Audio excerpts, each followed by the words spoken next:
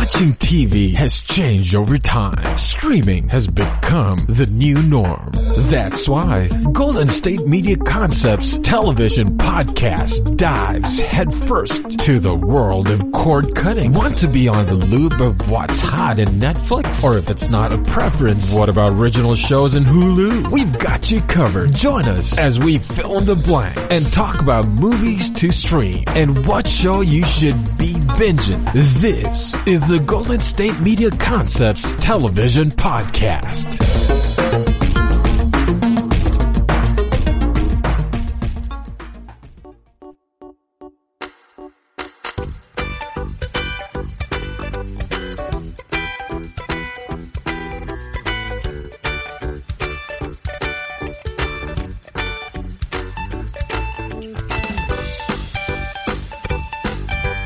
Thank you for tuning in to the GSMC television podcast brought to you by the GSMC Podcast Network. I'm your host, Leah Naomi. Today we're going to talk about the Disney Plus show Mandalorian, the Netflix original TV show V Wars, and some must-watch Christmas movies and shows. They're available to stream now. Stay tuned to the end of the show because we've got some upcoming TV news, and of course my favorite segment, They Said It on Reddit. Alright, we're starting off today talking about The Mandalorian. It's on Disney Plus. It's a new Star Wars universe show. It looks like the way that Disney Plus describes it is it's a lone gunfighter who makes his way through the outer reaches of the galaxy, far from the authority of the New Republic. In the Star Wars timeline, this show takes place after Return of the Jedi, just for a little bit of context there. On IMDb, it was rated 9 out of 10. Rotten Tomatoes gave it a 94%, and 97% of Google users liked this TV show. So those are pretty high ratings. Personally, I'm a pretty big fan of this show. I've been watching it since it started airing, and every week I'm hanging on waiting for that new episode to air. I really like the way that the show is basically telling the story of other characters in the Star Wars galaxy, rather than the Jedi. We already have lots and lots of movies and shows and things like that are tracking those characters. So now we get to follow the Mandalorian on his adventures, going to different planets and seeing what he's going through. And I think it's a lot of fun. I think I should give you a little bit of background on the Mandalorian lore. So for those of you who don't know, the Mandalorians are a race of characters that come from the planet Mandalore, which is basically a desert type planet, very desolate. It's in the Outer Rim. The planet was devastated by a huge war between the Mandalorians and the Jedi. This war, they call it the Purge. It took place well before any of the Star Wars movies and story takes place. So by the time we meet the first Mandalorian that we meet, which is Boba Fett, in, the original Star Wars trilogy, the Mandalorian race has already been mostly wiped out. They flee their their home planet of Mandalore, and they go live on one of the moons nearby. The race basically gets enslaved and forced to mine Beskar. Beskar is a form of iron that is specific to the Mandalore area. It's really special because it's actually resistant to the lightsabers, and so that's what makes it so powerful, and becomes the staple armor of the Mandalorians that we see all through the Star Wars series. So that really covers the backstory that you would need to know to really understand and really enjoy the show The Mandalorian. The Mandalorian is a pretty beautiful show to watch. Even though it's a TV show and not a movie, it definitely stands up to the quality of cinematics that we find in the Star Wars movies. It also follows along with some of our favorite Star Wars tropes. The stormtroopers are awful shots. They miss, whoever they're firing at on the regular. There's always going to be that dark, seedy bar, the cantina style, the assassin hiding in the back type of a area. Everything has a very run down, used feeling, which I think is really great because we're coming into this story after a pretty significant war, after the Death Star is destroyed, near Endor. And so this takes place just a few years after that, and the galaxy is really politically unstable, and everybody's just trying to get by. One of the things that I really like about the show are the characters that we meet when we go on the journey with the Mandalorian. There's some new cultures and new creatures that we get to discover. Our Mandalorian is played by Pedro Pascal. He was in Game of Thrones as well. He does a really great job as the Mandalorian. Now, I've heard a lot of reviews and a lot of people saying that they don't like that the Mandalorian wears a mask the whole time. But for the Mandalorians, it's not just a way of life, but it almost feels like it's a religion for them.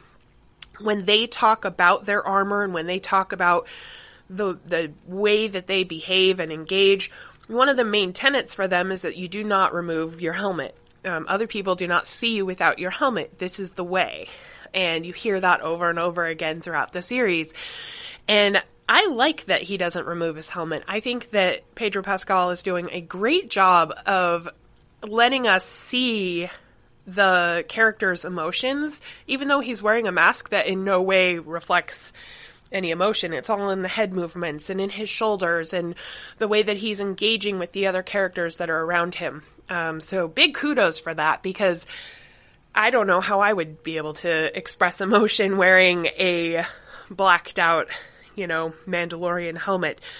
Another one of my favorite things about this show is at the very end of every episode, you get to see this wonderful textural concept art that ties into the events that happened in that episode. It's absolutely beautiful. I could take any of those images and frame them and put them on my wall and decorate my house that way, and I would be super happy. You get to see a little bit of what they intended the character to be, and you can kind of compare that to the actor that they put in that role or how they ended up actually doing it in practice, which is really cool. The actors that they put in place for some of the lesser roles or the side characters, it's great casting all around. There's some great comedians in there. There's some super Star Wars nerds that have shown up in the series. It's pretty great. Some of my favorite things that they've done with the show, I really like the overall story that we're seeing. Mandalorian has absolutely taken over the internet, because if you've been on the internet at all, you've seen Baby Yoda. So Baby Yoda, apart from being sickeningly adorable, I definitely want to have my own Baby Yoda to carry around with me everywhere that I go, just like I wanted a mini-me when Austin Powers came out. Baby Yoda is super cute. The story arc, though, is that Baby Yoda sort of gets into this guy's heart, and before that, he's all business. And so he takes Baby Yoda along with him, protecting him on his adventures. One of the things I think that I don't like about the show is that nobody seems to know that this is a Baby Yoda. And I know that Yoda is not the race. We don't actually know a whole lot about Yoda's origins. We do know that he is extremely old and very, very tuned into the Force. And that holds true with the Baby Yoda character.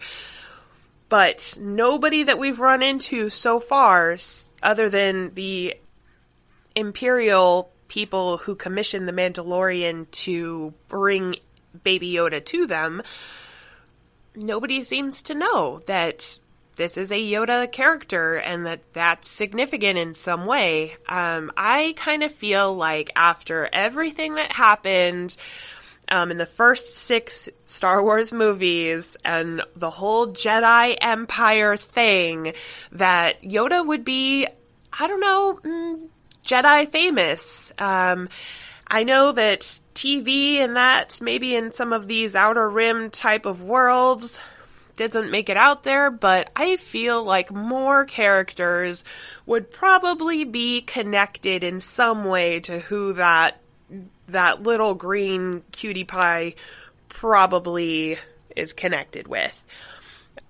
I'm doing my best to suspend my disbelief, but come on, Disney, get it together. Alright, well, overall, though, it's a great show. My Baby Yoda pet peeves aside, so I definitely think you should check it out. The last episode is coming up in a week. So we are going to go ahead and take a break, and when we come back, we'll talk a little bit more about Star Wars, and later in the show, we're going to talk about the Netflix original TV series, V-Wars. Want to know the latest and hottest music hitting the airwaves? Don't be left out. Listen to the Golden State Media Concepts Music Podcast. Keith keeps you on the loop with everything you need to know from pop, rock, hip-hop, and the top 40. And we'll throw in news of your favorite artists, concert and tour dates, and so much more. Listen no further, because this is the gold standard in music podcast.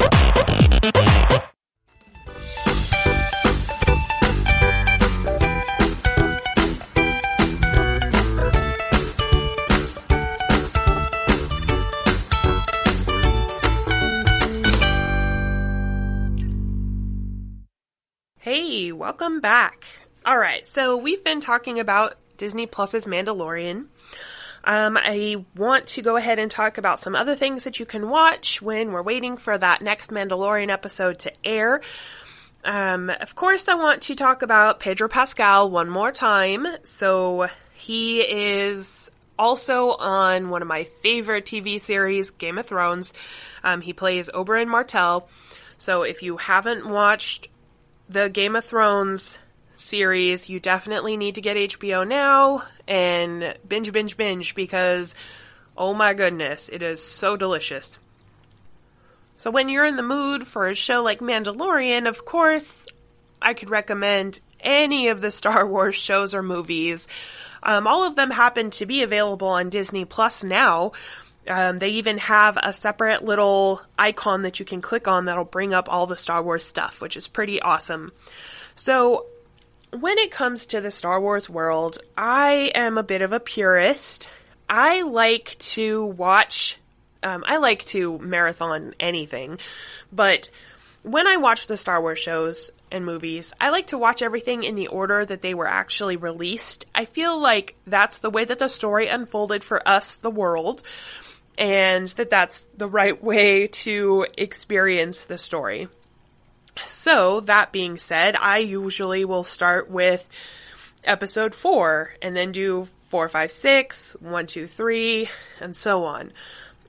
But for those of you who are interested in experiencing the Star Wars world in the actual timeline on how everything fits together, I have worked out the order for you. And so we're going to go through that right now.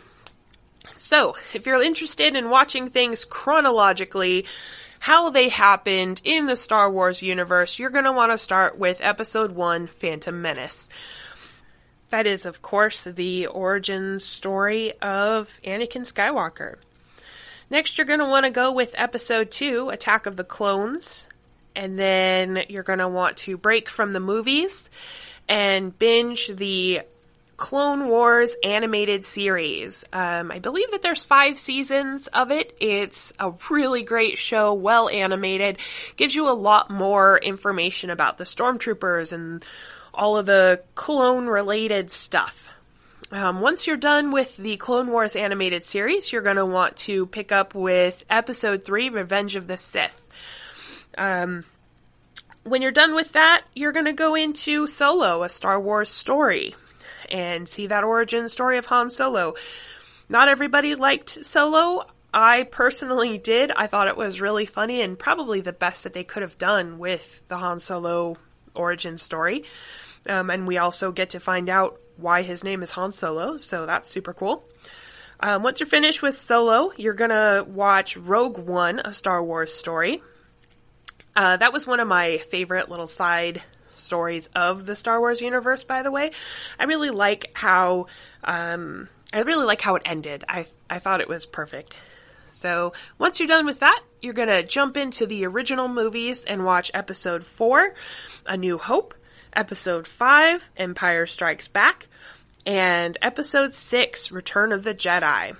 Once you wrap up with Return of the Jedi, that's when the Mandalorian TV show story starts, and so, feel free to jump in and watch that again.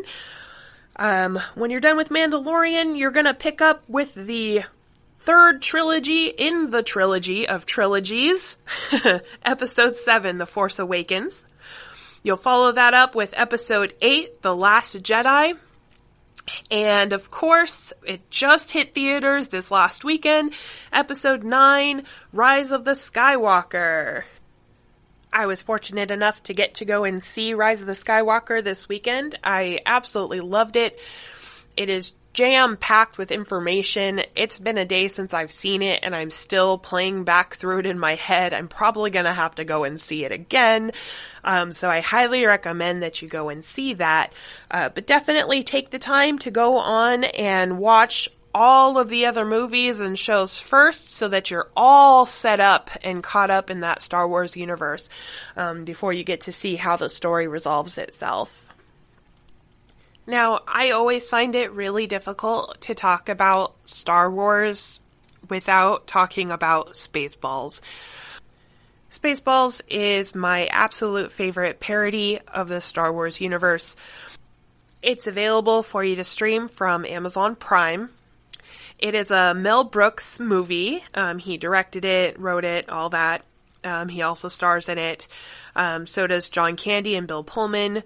It follows a Han Solo type character who works with a half-man, half-dog creature named a Mog. They rescue a princess to collect the bounty that they then have to pay to Pizza the Hut because, of course, in Han Solo style, he owes money to everybody across the galaxy. And we go on a fabulous adventure. I laugh to tears every time I watch it. The movie has some self-aware parts where you actually watch them watch a part of the movie. The bad guy, the Darth Vader type character, is actually played by Rick Moranis. He plays Dark Helmet. I just absolutely love this movie. If you haven't seen it yet, then you are absolutely missing out. You should definitely get on to Amazon Prime and watch it. And just a little bit of trivia for you. The Millennium Falcon from the Star Wars saga does make a cameo appearance in the Spaceballs movie. If you look at the exterior of the space diner, parked in the parking lot along with the other space vehicles, is the Millennium Falcon, and that's pretty cool. Also available on Amazon Prime is an animated series based on the Spaceballs universe. It's also very funny. There's 15 episodes. I have watched them over and over again. I still laugh. So I highly recommend that you go on and get your Spaceballs fill, especially while we're waiting for that last Mandalorian episode to come out. Well, there you have it. Star Wars, Star Wars, Star Wars. I was really thinking about the Mandalorian, and of course, Baby Yoda is so fabulous, but what happened to all of the Mandalorian Baby Yoda plushies that could have been out in the world? It is Christmas time, and I want a Baby Yoda for myself. I want to carry him around and bring him everywhere that I go and buckle him into a little car seat in my car because he's so freaking precious, and you cannot buy one. If you go on like Etsy.com or Amazon or whatever, there's some crafters out there who are good with the crocheting, and they've made versions of the Baby Yoda. But that's all that's available because Disney thought that it was a good idea to keep the Baby Yoda reveal a secret until Mandalorian aired. So they didn't actually make any toys to go along with him.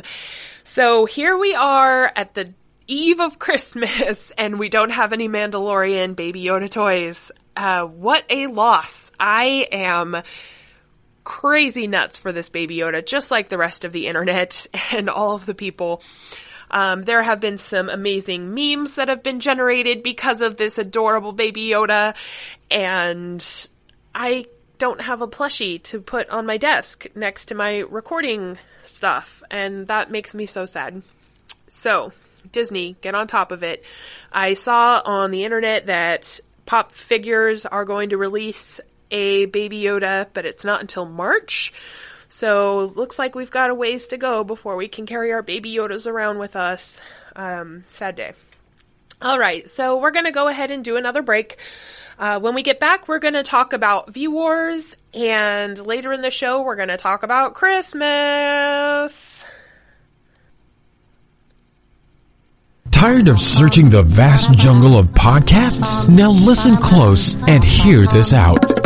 There's a podcast network that covers just about everything that you've been searching. Hey! The Golden State Media Concepts Podcast Network is here. Nothing less than a podcast bliss with endless hours of podcast coverage. From news, sports, music, fashion, cooking, entertainment, fantasy, football, and so much more. So stop lurking around and go straight out to the Golden State Media Concepts Podcast Network. Guaranteed to fill that podcast itch. Whatever it may be. Visit us at www.gsmcpodcast.com. Follow us on Facebook and Twitter, and download us on iTunes, SoundCloud, and Google Play.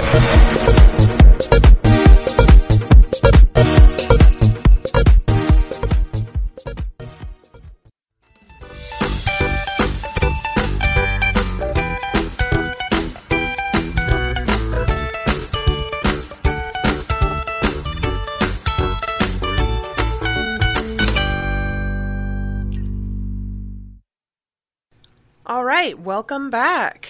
Next we are going to be talking about the Netflix original series, V-Wars.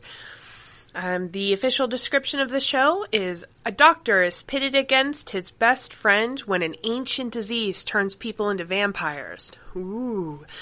It's based on a comic book. I have not read the comic book, but after watching this season, I am definitely interested in reading the comic book. IMDb gives this show a 6.2 out of 10. Rotten Tomatoes gave it 60%, and 93% of Google users said they like the show. Not the best ratings, and I gotta say, I can understand why. Of all the shows that I've been watching lately, this is definitely not my favorite. The show started out like it was going to be a really interesting show. I just feel like they took the entire season to create and build up the world, and hopefully next season something cool will happen in the world they spent an entire season creating. It was really difficult for me to put my finger on what went wrong with this show. It's an interesting story. It really is. It's very science-based.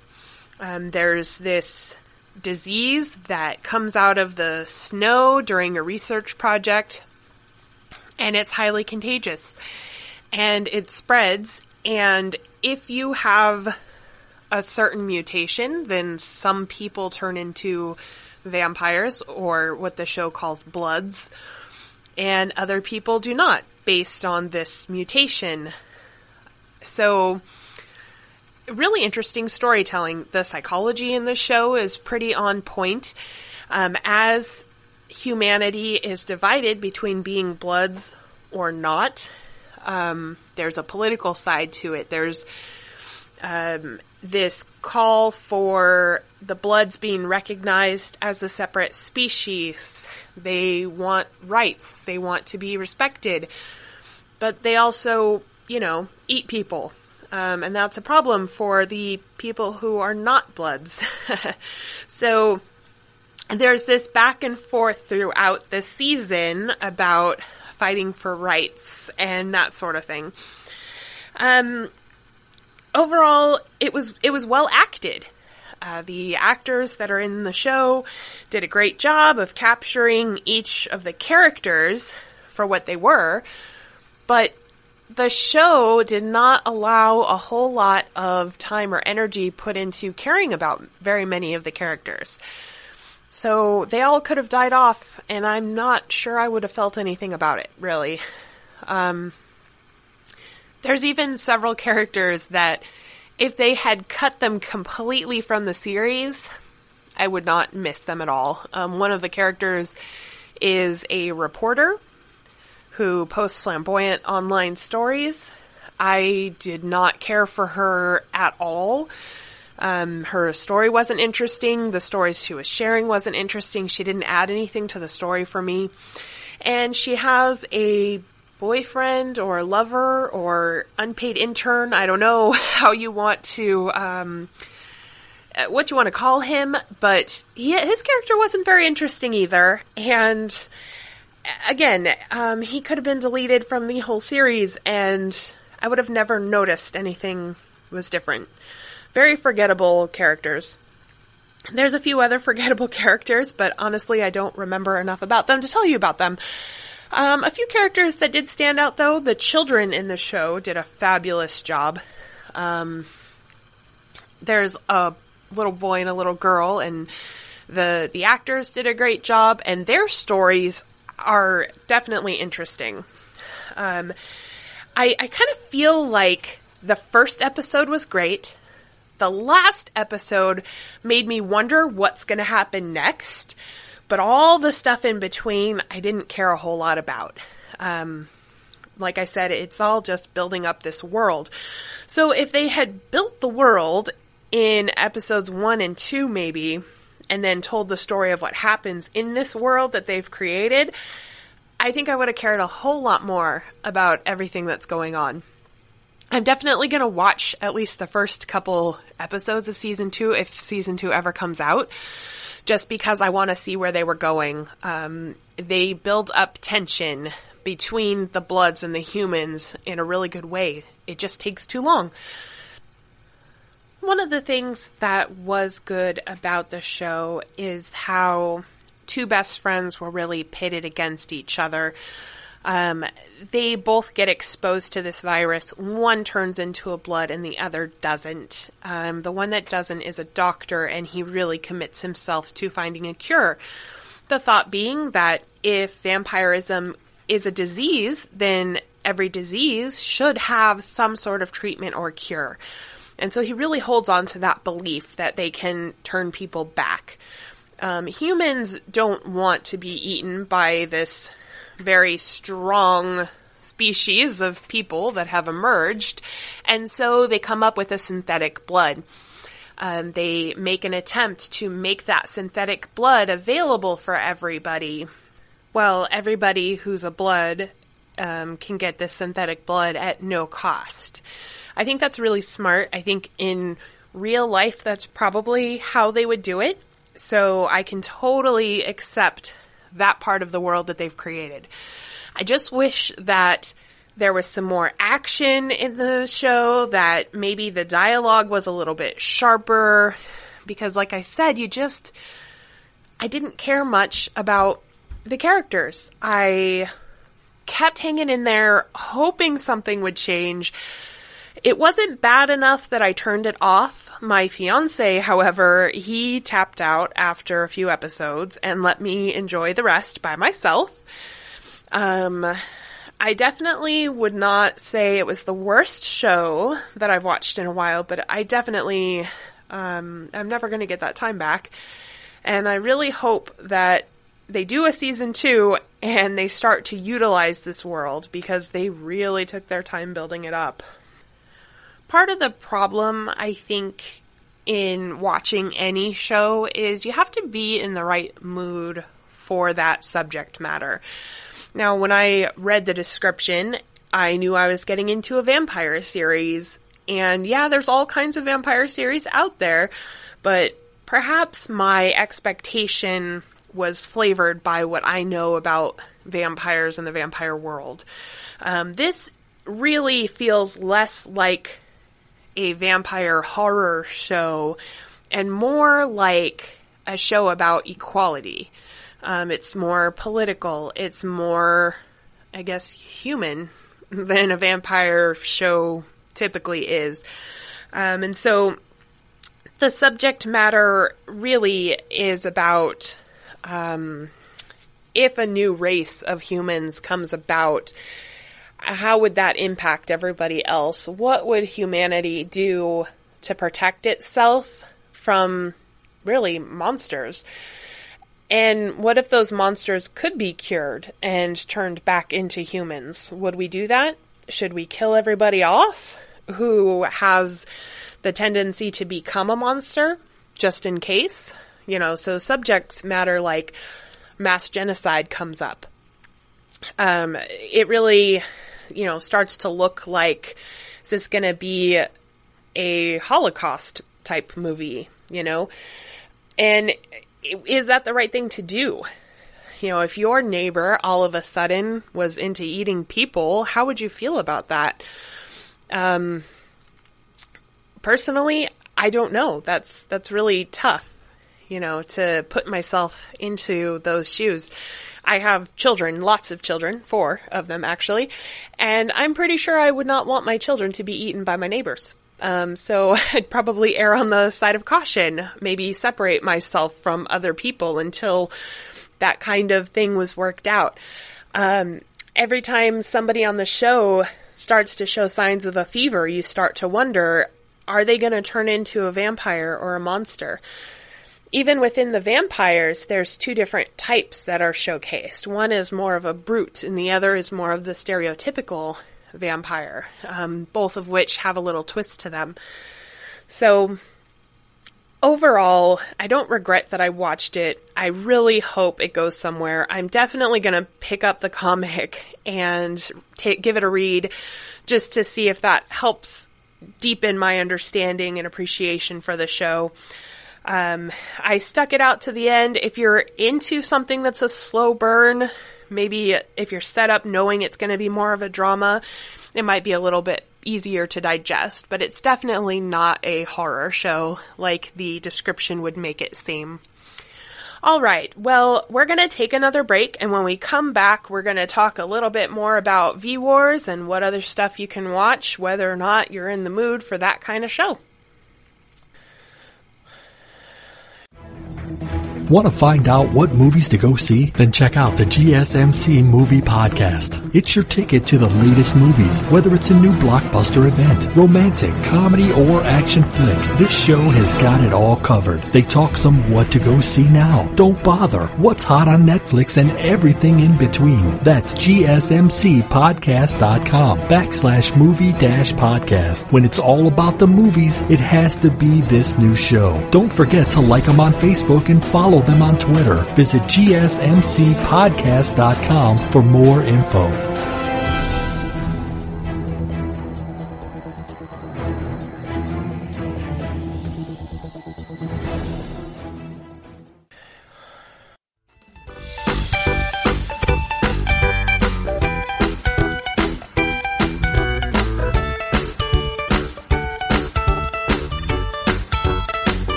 Alright, welcome back.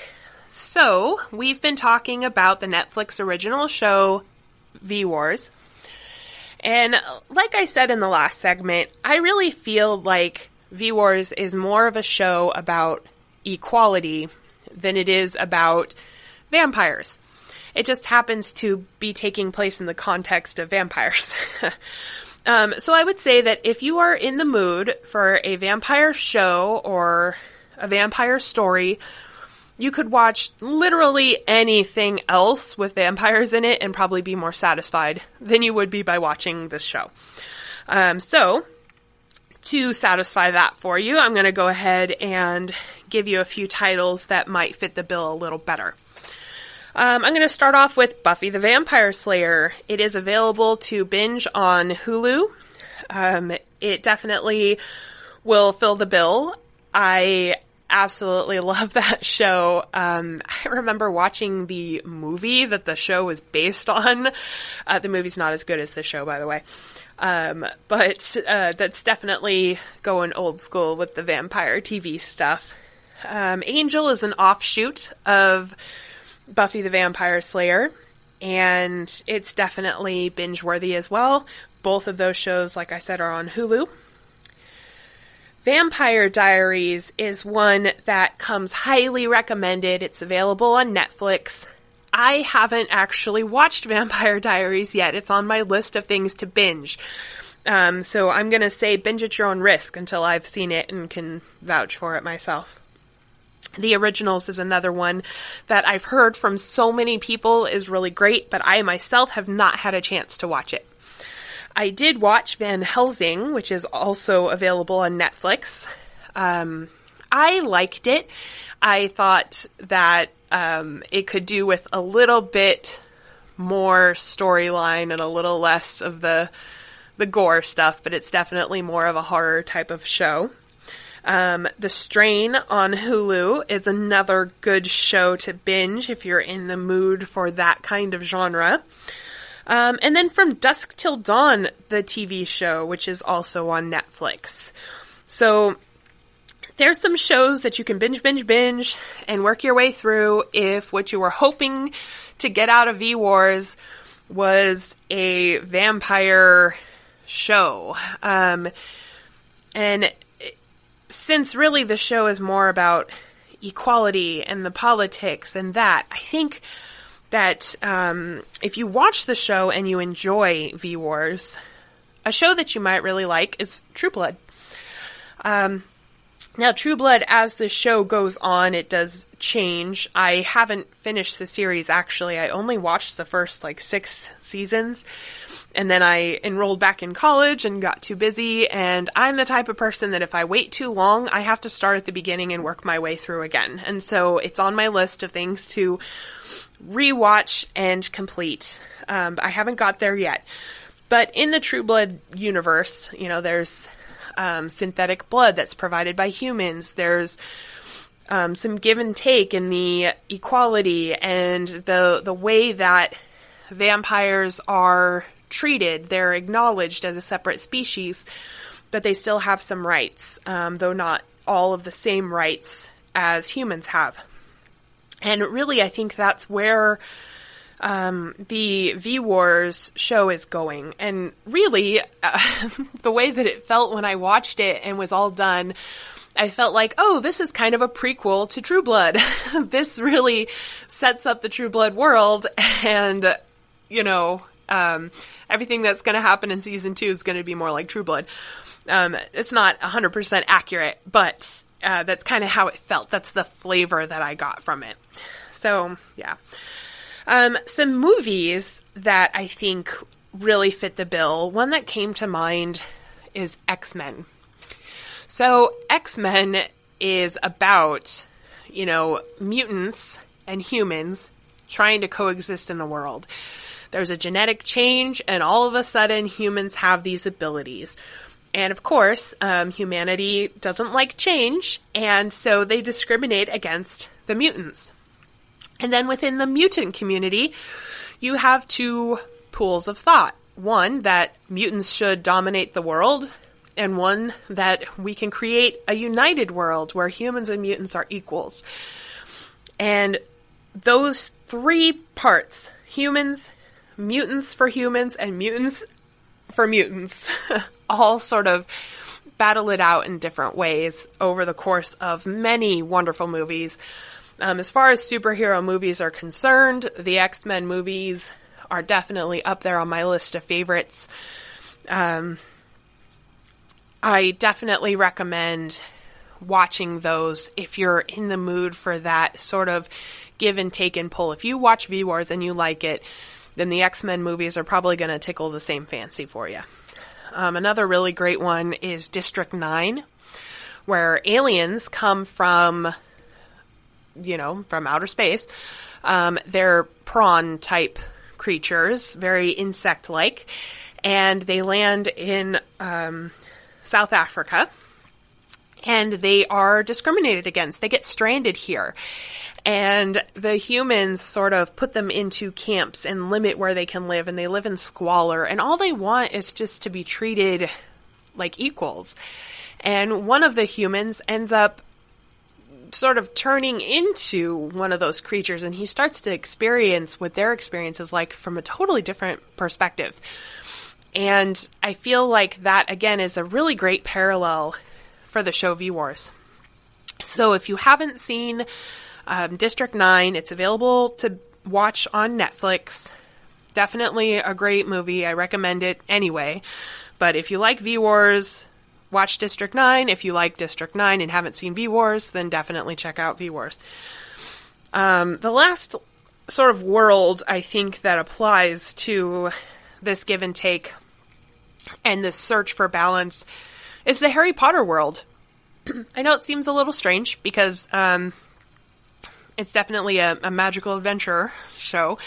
But there's magical people and creatures, and then there's muggles. And the give and take and the back and forth, there are some of the magical people who believe that only the magical people should basically rule the world and, be in charge because they're powerful. And then there's the people who want balance, and then there's humans, some of which have no idea that these things are happening. I think that's a great parallel for V-Wars as well. Harry Potter is definitely a lot more charged with action, and it's also very family friendly. V-Wars is not so much a family show. It's bloody and that kind of thing. But if you're in the mood for that kind of give and take and equality type of a story, then definitely look into the Harry Potter movies if you haven't seen those. You can get them on Amazon Prime. I do want to take a minute to acknowledge that there are a massive amounts of shows and movies that deal with racial equality. I don't think that that's necessarily what's going on in V-Wars. There's that supernatural element. So I'm choosing to recommend titles that focus more on that superpower, supernatural type of difference between people, because a person's a person, no matter what race you are. That I personally believe there should be equality, and there are a lot of movies and shows that address the disparity between races, and that's not so much what I'm focusing on with my review today, but I did feel like it was important to at least acknowledge that there's that layer there as well. The same thing with equality with sexual orientation or gender identity or any of those types of things. I wanted to focus more on the supernatural, super element and the differences there. And so that's what I based my recommendations on. All right. So we're going to do another break here, and when we come back, we are going to transition into talking about Christmas. Golden State Media Concepts Sci-Fi Podcast. Together we dive into the world of sci-fi and science fiction. From episodes of Star Trek, Star Wars, to The Walking Dead, Resident Evil, all the hot new science fiction movies from the back doors of Marvel or DC. The Golden State Media Concepts Sci-Fi Podcast. You'll never look at science fiction the same way again.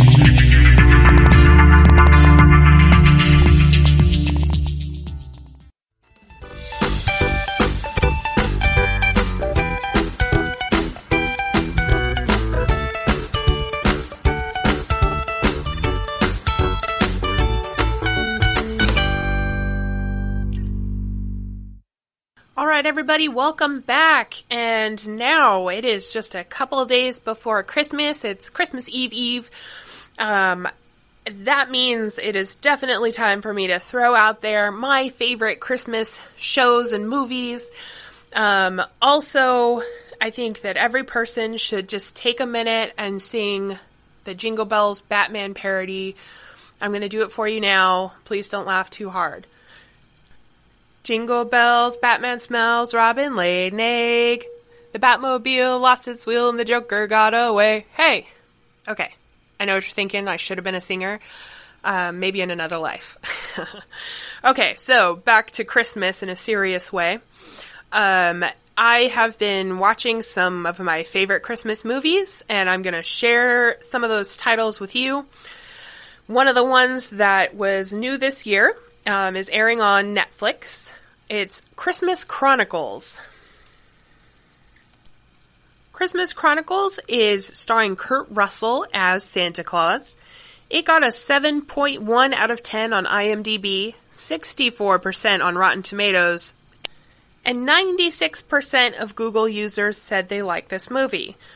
So really, with the reviews there, it's kind of a mixed bag. This particular Christmas movie centers on two children who hatch a scheme to capture Santa Claus on tape on Christmas Eve. There are some really cool characters in this. It's one of the more pleasant Christmas movies I've seen in a while. I definitely had some moments where I laughed, and I did get a little bit misty towards the end, I'm not gonna lie. Overall, though, a lot of Christmas movies are rehashing the same kinds of thing. I thought that this had a little bit of a modern take on it. The children don't write letters to Santa, they do video letters, which I thought was kind of clever. So it's a kind of an updated story. And it was a lot of fun. So if you're looking for a new, fresh Christmas movie, that's one I would go with. Also on Netflix, you can stream Christmas with the Cranks. Most of the rest of the movies that I'm going to talk about are available on Amazon Prime. Now, I haven't actually taken the time to rank my Christmas favorites, mostly because I think they're all even. I love Christmas. I love Christmas music. I'm that person that listens to the Christmas radio station from the time that it switches over to Christmas tunes. I want carolers to find my house and come and sing to me every year. I would love to go caroling, but I have so many children, I'm afraid I would lose one. So Christmas. This is the best time of the year, okay? So, one of my favorites is A Christmas Story. A Christmas Story is an older movie. I've been watching it since I was a kid. I don't know why, but I feel like my family used to watch this on Thanksgiving as well. So that's a totally appropriate time to start watching A Christmas Story. And it's about Ralphie and his journey through the Christmas season. He wants his Red Ryder air rifle, but of course everybody tells him, you'll shoot your eye out. That has become a sort of coined phrase in our language now. I hear it all the time. It's really funny and cute and happened to come out the same year that I was born. So I'm a big fan. Another one of my favorites is National Lampoon's Christmas Vacation. You gotta always check your Christmas trees for squirrels. That is the biggest lesson that I learned from watching this movie. Also, that family is complicated and can also be beautiful no matter how broken your family may be. Elf is another movie on my list. Now, I think that Will Ferrell does a phenomenal job of capturing the spirit of Buddy the Elf, and his journey from the North Pole to New York City to find his dad. Elf is a precious movie. There are scenes that I laugh at hysterically every time, and even when I think about, there's a scene where he has these cotton balls and he keeps popping them in his mouth even though he's told not to. Oh my gosh, it tickles my belly and makes me really want to drink cocoa and put syrup on everything that I eat. So, Elf, wonderful Christmas movie. Gremlins, I definitely consider to be a Christmas movie. Horror overall is my favorite genre, so there has to be at least one movie on this list that has some little monsters in it.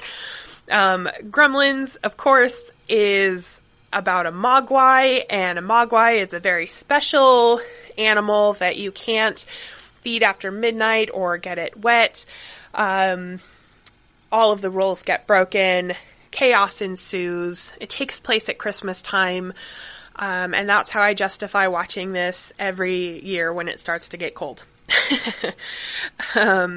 Rudolph the Red-Nosed Reindeer, the old claymation classic. I absolutely love the music. I love the stories. It's fabulous. You know, you see the Christmas ornaments and the stuffies everywhere that you go this time of year. I used to, when I was a child, watch this movie all year long on VHS. I wore out multiple tapes. My grandma had to buy several to keep on stock in case I wore out another one. That's how much I love Rudolph the Red-Nosed Reindeer. I love all the music in it. I hum it and sing it when I am down all year long. So definitely gotta watch Rudolph the Red-Nosed Reindeer. Introduce it to the next generation of kids because everybody deserves to have that in their life. Home Alone is another one of the movies that I think everybody should watch at Christmas time. If for no other reason than to remind you not to leave any of your children home alone. It's crossed my mind before, but trust me, not a good idea. It's, of course, starring Macaulay Culkin. It's such a staple in our pop culture world. We've all seen him with his hands on his cheeks screaming. It's good stuff. It's great comedy. Very good stuff. Scrooged is another one on my list. This one is Bill Murray. It's a comedy. It's a sort of a different take on the classic Christmas Carol story.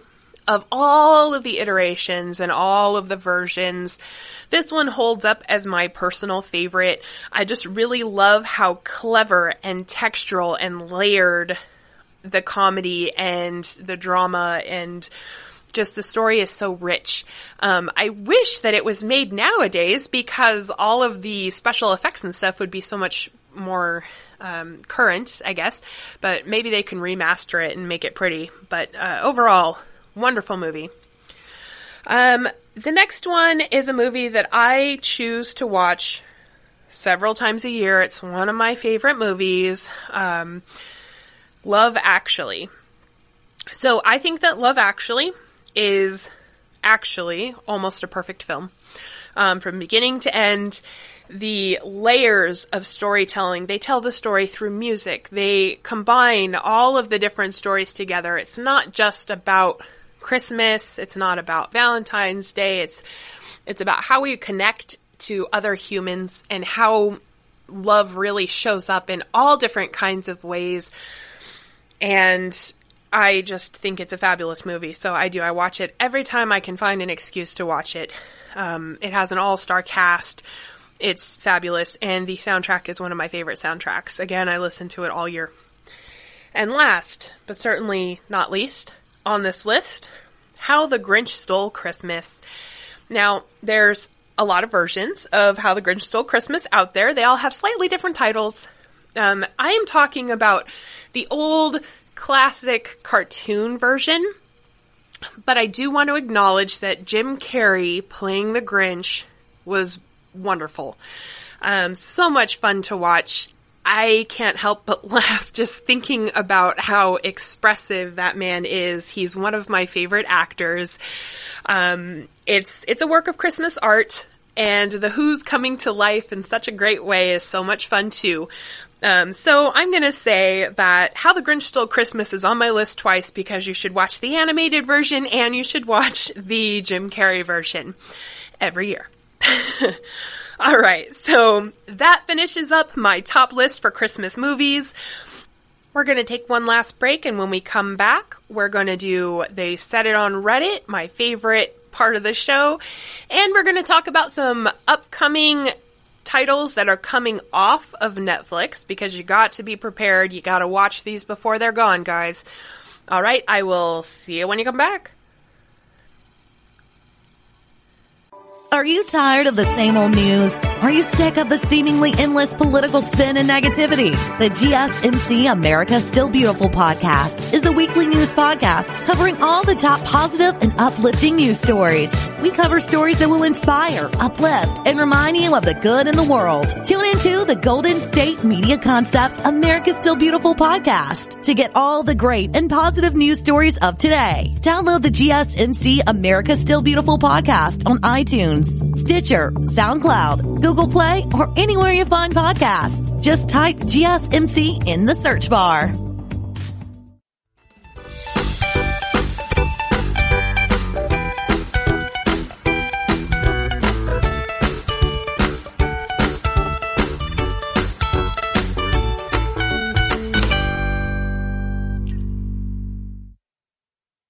And welcome back. Okay. So, we're going to start this segment out by doing They Said It on Reddit. This part is my favorite part. It's super fun to go on Reddit and see what all those clever people have to say, positive or negative, about shows. Some of the best quotes definitely have spoilers in them. I'm leaving those out, so if you want more, go ahead and go read what they said on Reddit. But for today, for Mandalorian, we've got Starky McStarkface. He posted a photograph that he took from the Texas Department of Transportation. On the sign, it says, "Baby Yoda uses car seat. Be safe, he will." I think that is fabulous. Very clever. Kudos to the Texas Department of Transportation and to Starky McStarkface for capturing that and sharing it with the Reddit world. Trippin', spelled with lots of P's and lots of N's, says, "He actually seems like a pretty nice guy, other than when his job calls for it. LOL. Can't wait to learn more about him." So, Trippin', with lots of P's and lots of N's, I absolutely agree. The Mandalorian seems like a pretty nice guy. He seems very honorable. He seems upfront. He really seems to care about the people that are around him. But if you're on his list, then he's going to catch ya, right? And the last Said It from Reddit for The Mandalorian comes from Sam the Snowman. I love this dynamic so much. First of all, live action Star Wars series, that's obviously a first. It has a perfect blend of old school effects from the OT, but it also blends well with the present day ones. It has a unique and slower burn than what we're used to from the movies, where everything is fast-paced. We're hopefully going to get some great depth to these characters. The soundtrack is also different. Hyped I am, spoken I have. Well, Sam the Snowman, I absolutely agree with you. The music in the show is great. They've created a special sort of jingle that goes along with The Mandalorian.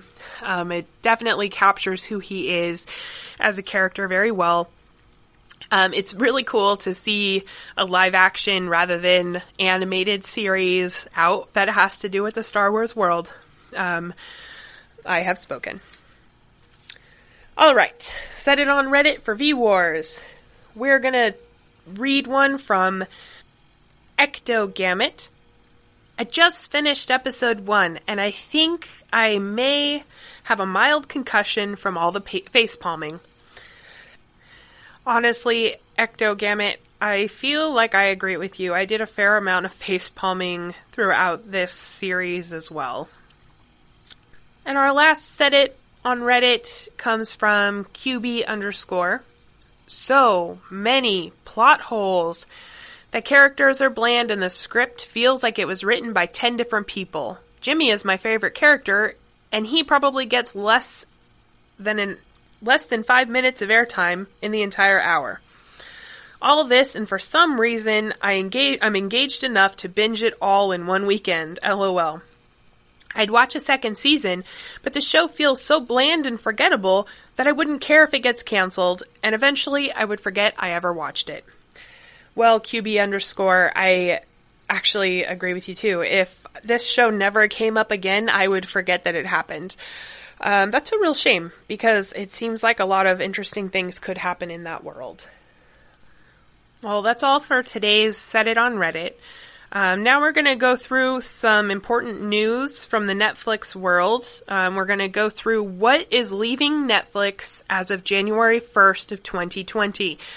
The clock is ticking down for these titles. I don't want you to miss an opportunity to be able to binge them, so that you can say that you've seen them before they're gone from Netflix, because who knows when you'll have an opportunity to watch them again. So, the big news to me is that Friends is coming off of Netflix. Friends is a huge, popular title. I don't know why they would take it off of Netflix. They must need to clear up some space for something good. My family has binged Friends over and over again. My children watch it on the regular. It's sort of a background noise and a staple in our house. So I'm really sad that that one's coming off. Also, the rest of Frasier is coming off. And again, that's another one of those sort of staple shows from my own lifetime. And I'm really sad to see that those are getting removed from Netflix. I feel like they're going into the vault Disney style, and I don't like it one bit. The other shows that are coming off, there's an animated series called Case Closed. There's an anime series, Gunslinger Girl. Inside the Mind of a Serial Killer. Kiki Koriki, One Strange Rock, the Nat Geo show narrated by Will Smith, is coming off. Red vs. Blue is coming off. Strawberry Shortcake's Berry Bitty Adventures is coming off, which, by the way, I still cannot hear individual words in the theme song to that show. Adventures of Figaro Foe is coming off, and so is The Future of Water. So those are the shows that you're going to lose on Netflix starting January 1st. So if any of those appeal to you, you're going to want to watch them right away. There's also a huge list of movies coming off. I'm going to go through and read off some of mine that I think you're going to want to see before they're not available. So if you haven't seen them yet, definitely check them out. 187 is coming off. About a Boy. Across the Universe, American History X, An American Tail, and American Tail, Feifel Goes West. That's really sad. Monster, Billy Elliot, Black Hawk Down, Blood Diamond, The Bucket List, Chappie, The Cincinnati Kid, Cloud Atlas, Cool Hand Luke, The Crow is coming off. Dark Crystal is coming off of Netflix. Enter the Dragon. Evan Almighty. Executive Decision. Fear and Loathing in Las Vegas. The Flintstones. Fracture. Hurricane Bianca. Inkheart, which is also a really good book. The Lake House, Lady in the Water, Leap Year, Lolita, The Long Kiss Goodnight, Malcolm X, Mystic River, National Lampoon's Loaded Weapon Part 1, which is my favorite of the Loaded Weapon movies, by the way. Now and Then, which is in my top 10 of all-time favorite movies. The Pelican Brief, which is also a good book. Pulp Fiction is coming off. Rain Man is coming off. It looks like all of the Rocky movies are making their exit as well. Schindler's List, Space Cowboys, Superman Returns, Tears of the Sun, The Time Traveler's Wife, Troy, The Water Horse, White Christmas, and Triple X. So that's a lot of titles, and I only read a small portion of them. You're going to want to go in there and watch some of those movies because there's some really great stuff coming off of Netflix. Hopefully they're going to add some really great stuff to fill the show hole. Alright guys, well, I really want to thank you for listening to the GSMC television podcast brought to you by the GSMC Podcast Network. I'd like to ask that you please remember to subscribe to the show, to write us a nice review. All of that really helps us out. Also, please go on Facebook, Twitter, Instagram, and like. Thank you, everybody. Have a good night, and I'll catch you on the flippity flip. You've been listening to the Golden State Media Concepts television podcast, part of the Golden State Media Concepts podcast network. You can find this show and others like it at www.gsmcpodcast.com. Download our podcast on iTunes, Stitcher, SoundCloud, and Google Play. Just type in GSMC to find all the shows from the Golden State Media Concepts podcast network, from movies to music, from sports to entertainment, and even weird news. You can also follow us on Twitter and on Facebook. Thank you, and we hope you have enjoyed today's program.